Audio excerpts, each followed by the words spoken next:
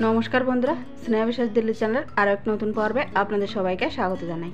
आज के आबारो चिकेनेर एक रेसिपि आपनादेर साथे शेयर करते चलेछि। तो सम्पूर्ण भिडियोटी स्किप ना करे देखार अनुरोध रइलो। आशा करी आपनादेर सकलेर भालो लागबे और जदि भालो लेगे थाके ताहले अवश्यई एकटा लाइक करार अनुरोध रइलो। आपनार एकटा लाइक आमाके नेक्स्ट भिडियो तैरि करार जोन्नो अनेक बेशी मोटिवेट करे। तो चलुन बंधुरा कथा ना बाड़िये रेसिपिटी शुरू करा जाक। तो ये रेसिपिर जोन्नो सबार प्रथमे किछु काटाकाटी आपनादेर साथे आजके शेयर करते चलेछि।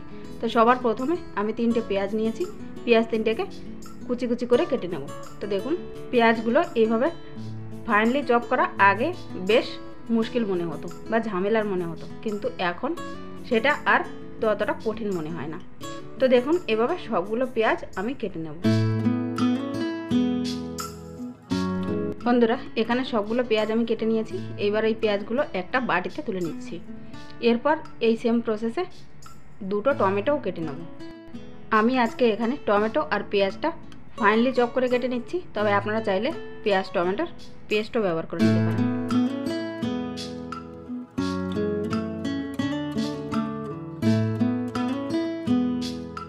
তো এখানে দুটো টমেটোই আমি কেটে নিয়েছি। এইবার এই টমেটোগুলোকেও একটা বাটিতে তুলে নিচ্ছি। আর লাগছে আমাদের একটু ধনেপাতা। তো ধনেপাতাগুলোকে ভালোভাবে ধুয়ে নিয়েছি, তারপর কুচি কুচি করে কেটে নিলাম। এই ধনেপাতাটাকেও একটা পাত্রে তুলে রাখছি। তো মোটামুটি আমাদের এখানে কাটাকুটির পালা শেষ। আর নিয়ে নিয়েছি দুটো পেঁয়াজ বড় সাইজের, সেগুলোকে 4 ফালি করে কেটে পাপড়িগুলো ছাড়িয়ে নিয়েছি। এরপর এখানে নিয়ে নিয়েছি 1 কিলো চিকেন। চিকেনটাকে আমি একটু ম্যারিনেশন করে নেব। সেজন্য প্রথমে দিয়ে দিলাম পরিমাণ মতো হলুদ গুঁড়ো, 1 চামচ দিয়ে দিলাম কাশ্মীরি লাল লঙ্কার পাউডার এবং 1 চামচ রেগুলার লাল লঙ্কার পাউডার। স্বাদ মতো লবণটাও দিয়ে দিচ্ছি আর দিয়ে দিচ্ছি সর্ষের তেল। এইবার এই সব উপকরণ হাত দিয়ে বেশ ভালোভাবে একটু সময় নিয়ে মেখে নিতে হবে। চিকেনটাকে ভালোভাবে মেখে নিয়েছি। এবার 20 মিনিটের জন্য এটাকে রেস্টে রেখে দেবো। তারপর কড়াইতে দিয়ে দিলাম পরিমাণ মতো সর্ষের তেল। তেল দেওয়া হয়ে গেলে এর ভেতরে সবার প্রথমে আলুগুলোকে ভেজে তুলে নেব। আমি আজকে আলু দিয়ে এই চিকেনের রেসিপিটা করছি, আপনারা চাইলে আলু স্কিপও করতে পারেন। তো মিডিয়াম সাইজের আলুগুলোকে আমি ভালোভাবে খোসা ছাড়িয়ে নিয়ে 2 টুকরো করে কেটে নিয়েছিলাম। তারপর এই গরম তেলের ভেতরে আলুগুলো দিয়ে একটু সময় নিয়ে নেড়েচেড়ে ভেজে নেওয়ার পর সামান্য লবণ আর হলুদ দিয়ে দিলাম। আবারও 3 থেকে 4 মিনিট এভাবে ভেজে নেওয়ার পর আলুগুলোকে একটা পাত্রে তুলে সাইড করে নিচ্ছি। এরপর ওই তেলের ভেতরেই এখানে দিয়েছি বড় বড় করে কেটে পাপড়ি ছাড়িয়ে রাখা পেঁয়াজগুলো দিয়ে 30 থেকে 40 সেকেন্ড একটু নাড়াচাড়া করে নেব। তারপরে দিয়ে দেবো কয়েকটা ক্যাপসিকামকেও আমি এভাবে একটু বড় বড় করে কেটে নিয়েছি। ক্যাপসিকাম আর পেঁয়াজ দেওয়ার পর একটু সময় নিয়ে নাড়াচাড়া করে ভেজে নিতে হবে। আর এই সময় অবশ্যই গ্যাসের ফ্লেমটা হাইতেই রাখতে হবে। মিনিট খানেক এভাবে নাড়াচাড়া করে ভেজে নিয়েছি। তারপর এই পেঁয়াজ এবং ক্যাপসিকাম তুলে নিচ্ছি। এরপর কড়াইতে যে তেল ছিল সেই তেলের ভেতরে আরও একটু সর্ষের তেল দিয়ে দিলাম। তেলটা ভালোভাবে গরম হয়ে গেলে এর ভেতরে ফোড়নের জন্য দিয়েছি গোটা জিরে। জিরেটা একটু ফুটে গেলে এর ভেতরে দিয়ে দেবো কুচি করে কেটে রাখা পেঁয়াজগুলো দিয়ে একটু নাড়াচাড়া করে নেব যতক্ষণ না পেঁয়াজের কালারটা একটু চেঞ্জ হয়ে আসছে। পেঁয়াজের কালারটা এরকম ব্রাউন হতে শুরু করে দিলে এর ভেতরে দিয়ে দেবো 1 চামচ ভরে আদা এবং রসুন বাটা। আদা রসুন বাটাটাকেও পেঁয়াজ কুচির সাথে বেশ ভালোভাবে মিলিয়ে নেব যতক্ষণ না পর্যন্ত এর কাঁচা গন্ধ চলে যাচ্ছে। এরপর এর ভেতরে দিয়ে দেবো কাশ্মীরি লাল লঙ্কার পাউডার, সাথে দিয়ে দিচ্ছি পরিমাণ মতো হলুদ গুঁড়ো। সব কিছুকে আবারও একটু নাড়াচাড়া করে নেব। তারপর দিয়ে দেবো টমেটো কুচিটা এই পর্যায়ে দেওয়ার ফলে মশলাটাও যেমন পুড়ে যাবে না, সাথে সব কিছু বেশ ভালোভাবে কষিয়েও নেওয়া হয়ে যাবে। আর এই টমেটো যাতে তাড়াতাড়ি সফট হয়ে যায় সেজন্য এখানে দিয়ে দিলাম স্বাদ মতো লবণ। 4 থেকে 5 মিনিট টমেটোর সাথেও সব কিছুকে ভালোভাবে কষিয়ে নিয়েছি। দেখুন টমেটো কিন্তু গলে গেছে।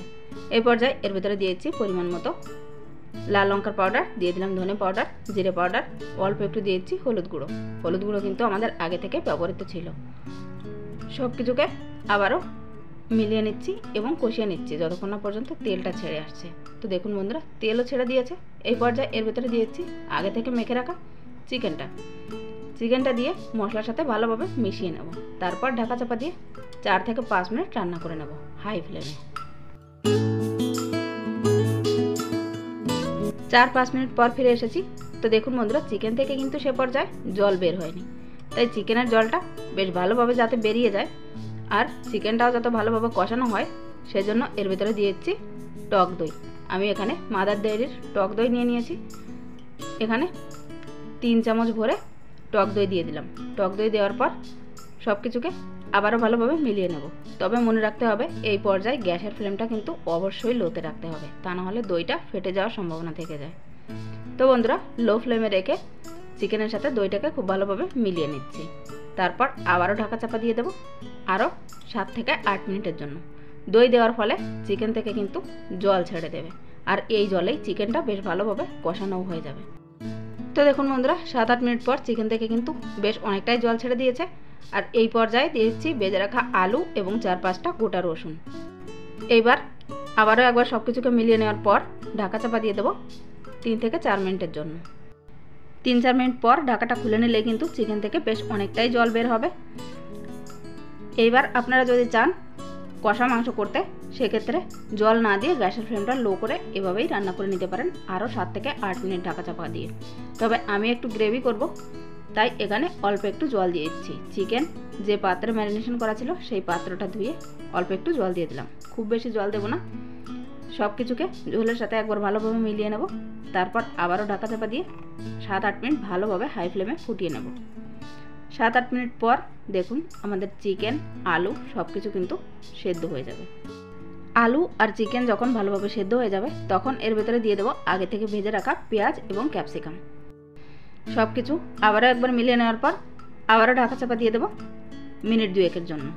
2 মিনিট পর রান্নাটা ফিনিশ করব আমি গরম মশলা পাউডার দিয়ে, আর সাথে দিয়ে দেবো কিছুটা পরিমাণ ধনেপাতা কুচি। তারপর গ্যাসের ফ্লেমটা অফ করে আরও মিনিট 5-এর জন্য স্ট্যান্ডিংয়ে রেখে দেবো। 5-6 মিনিট পর ঢাকাটা খুলে নিলেই কিন্তু আমাদের দারুণ মজাদার চিকেনের রেসিপি কিন্তু একেবারেই রেডি। গরম গরম ভাত, রুটি, লুচি, পরোটা, ফ্রাইড রাইস যে কোনো কিছুর সাথে চিকেনের এই রেসিপি কিন্তু খুবই ভালো লাগে খেতে। তো আপনারা একবার এভাবে ট্রাই করবেন, আশা করি আপনাদেরও সকলের খুব ভালো লাগবে। বন্ধুরা, চিকেনের ঢাকনাটা খুলে আমি আপনাদের দেখাচ্ছি। দেখুন দেখতে কতটা লোভনীয় হয়েছে।